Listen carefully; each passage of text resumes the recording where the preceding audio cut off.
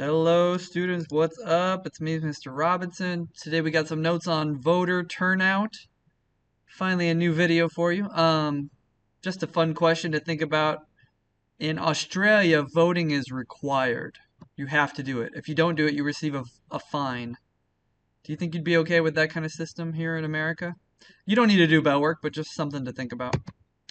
Okay, so the assignment is 2.5, voter turnout.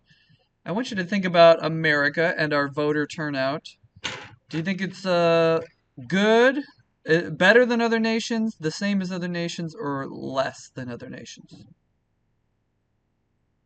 If you guessed less than other nations, you are right. All right, let's take a look at it. As we do the notes today, try to think about two reasons why our turnout is so much lower in America. Okay. In the past, when the country started, not everybody could vote. So let's look at some limits that used to be on voting. Used to be you had to be a certain religion to vote, but states got rid of that requirement. Remember that voting qualifications are determined by states. It's in the Constitution. By the way, these are handwritten notes. There's no handout. And so I'll let you know if there's something you don't need to write, but I would say that this stuff you do need to write. Another thing that used to stand in the way of voting was that you had to own property to vote, and states over time have gotten rid of that requirement. Another thing is it used to be that only white people could vote, or certain parts of the country restricted African Americans from voting. That was eliminated with the 15th Amendment after the Civil War that says you can't keep anybody from voting based on the color of their skin. It used to be that women could not vote in many states in the country, and that was eliminated with the 19th Amendment that allowed women to vote. That was in the year 1920. So the 15th Amendment was that was like 1865. 19th Amendment, that was 1920. Income, they used to make you pay a poll tax to vote, especially if you were a poor African American in the South. They would say, oh, you failed the grandfather clause, and so you need to pay a poll tax. We got rid of this with the 24th Amendment. And they used to make African Americans in the South pass literacy tests to prove that they could read. But these tests, they were biased, and they weren't really testing whether you could read or not. They were really just intended to keep African Americans from voting. An example would be like they would ask somebody, name all the judges in Alabama, and it's like, okay, well, no one has that memorized. But if it was a white person with a literacy test, maybe they'd say, read the sentence, the dog is brown. And there used to be a voting age in many states of 21 years old. And the Vietnam War kind of encouraged us to change this as a nation because a lot of 18-year-old boys were going and dying for our country, and it felt kind of weird that they couldn't vote, but we could draft them and they could die in a war. So that was changed with the 26th Amendment, where we lowered the voting age to 18 years old. It's kind of a lot of information on this slide here, so take a moment. I don't see anything you should skip. You should write it all down, and you should kind of know these amendments and voting rights acts too. Okay?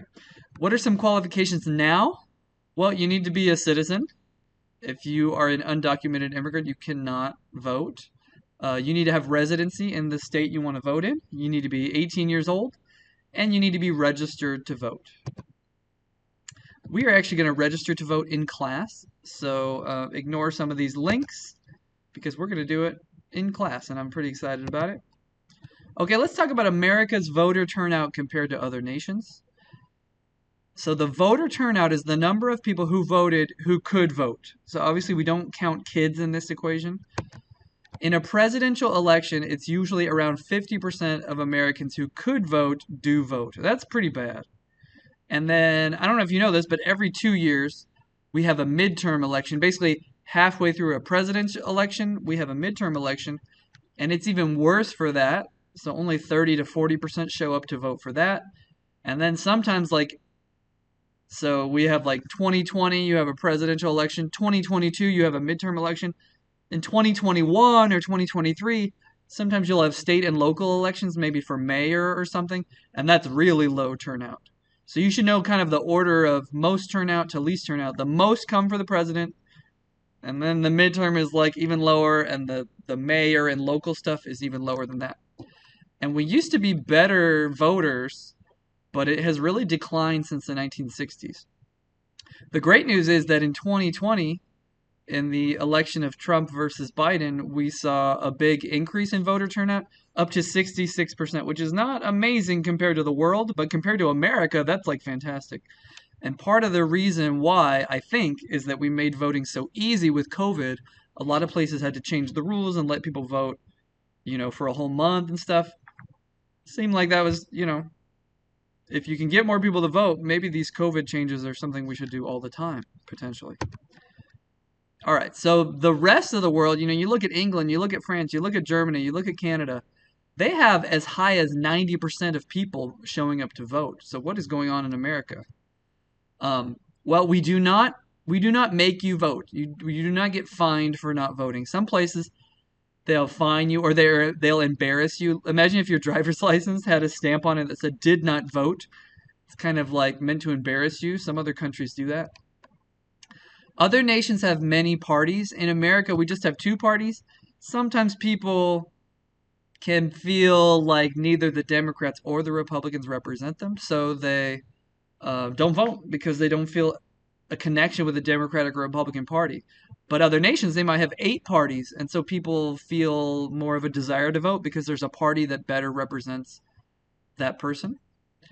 And then we also have this whole like registration thing can get in the way of people being able to vote. Other nations, it's just like automatic. Maybe it's like tied to your social security number or something, or their version of that. But in America, you have to register, and a lot of times you have to do it a month before the election. And so we have these kind of barriers to entry for people to vote that make it a little more difficult. Maybe if we want more people to vote, we need to look at possibly getting rid of some of those barriers. Okay, there is a video on Schoology called "The Problem with First Past the Post Voting." That's the system we have in America, and I'd like you to watch it. It's pretty good. It's by a YouTube channel that I like called CGP Grey. We'll watch a few of his videos this year, but it explains how America wasn't supposed to be a two-party system, but it was destined to become a two-party system. And so some of the questions you're going to have on Schoology are going to be about that video, so make sure you watch it. All right, one thing we tried to do to increase voter registration was we had every DMV register people to vote or offer to register people to vote when you get your driver's license. It was called the Motor Voter Bill, also known as the National Voter Registration Act of 1993. It was designed to increase registration. So it allows people to register to vote when they're renewing their license or registering their car. And it hasn't super duper increased voter turnout, but I know that a lot of you guys have registered to vote because you did it at the DMV. So, I mean, it's probably helped a little bit, but it hasn't made people show up on election day to vote. Maybe more people are registered, but it hasn't led to more voting. Okay, we're talking about reasons why Americans don't vote. Another reason is our ballots in America can be very long with a lot of questions. In fact, the recall one that we just had like a list of, I don't remember what it was, 60 candidates and stuff, and that can be a bit much for people. And so we call this ballot fatigue when the ballot is so long that people are getting exhausted and they associate voting with like, oh, I don't want to do it. And so that's another reason why people don't vote. So we're talking about reasons why people don't vote. This could be like an essay question. Ballot fatigue, disillusionment with the two-party system, and the fact that you can't register on the same day you want to vote. You have to register like 30 days in advance. Okay, we also have a lot of elections in America, more so than other countries do. And this is a lot like what I said earlier, but I don't know if you know this, but a presidential election is the same as a general election. So in a general election, more people vote than in a primary election. I'm going to talk more in the future about what a primary is. And then letter B here is a presidential election has a bigger turnout than a congressional election. All right, that's like the presidential election versus a midterm election. There's more. A national election, like for the federal government, has a bigger turnout than a California state election. And I think we know that like a Eastvale election has the worst turnout. The least people show up for a local election. It's also hard to figure out how to vote if you're going to be like out of town in different states. California can make it pretty easy. In fact, California just passed a law that said we're all going to be offered a mail-in ballot, like mailed to our house. And if we want to vote in person, I think we can, but you'd have to bring your ballot. So we've become a universal mail-in ballot state, which I think is pretty great for voter turnout. As you saw in the last election, a lot of Californians voted. This part makes me very sad because young people have the lowest turnout. Mm. Even though this generation is getting more and more political, a lot of them are not voting. And it's kind of depressing. If they did vote, America would have a very different political landscape. You know who does vote the most? Old people. You know who gets the most services in America? Old people. They get Social Security and Medicare. They get all these programs. Young people don't vote, so you don't get benefits. If you want to get benefits, vote, and you will get benefits. Part of this decline in voting, remember voting used to be 21 years old, and then it became 18? When we lowered it to 18, the voter turnout got even worse because a lot of 18 to 21-year-olds didn't vote. So young people, I don't know, I want to say in a presidential election, you have about a 30 or 40% turnout, where the rest of the nation's like at 50, and we just had a 66% turnout. So you gotta vote if you want benefits. So reasons for low voter turnout. A lot of people feel like, number one says, a lot of people feel like their vote doesn't matter. They have a lack of political efficacy. It doesn't matter if I vote, nothing's going to change, okay? A lot of people are dissatisfied with the parties. I don't like the Democrats. I don't like Republicans. I hate politics. Nothing ever changes. I can't stand it. A lot of people don't like... I'm sorry. In a lot of places in the country, maybe there's like a Republican on the ballot and a Democrat, but the Republican is going to win. They have like a 99% chance they're going to win because they've been in office for like 30 years and they always win. And so people don't vote because they're like, that guy's going to win no matter what. And then sometimes the parties are just bad at mobilizing voters to go vote. All right, let's look at who is the most likely to vote. Your level of education is one of the greatest predictors in whether or not you're going to vote. So the more educated you are, the more likely you are to vote. If you didn't graduate high school, you're really unlikely to vote. If you have a college bachelor's degree, yeah, you're starting to get pretty likely to vote. If you have a PhD, oh my gosh, you're like 90% likely to vote. You're super likely to vote. All right. Another one is income. The more money you make, the more likely you are to vote. Age, the older you are, the more likely you are to vote. Okay, I told you that earlier. And the younger you are, the less likely you are to vote. Race, well, white people, I guess, are more likely to vote than African Americans. And African Americans are more likely to vote than Hispanic Latino.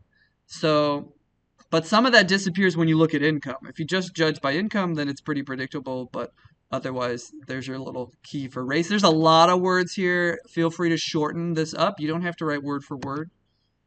And gender.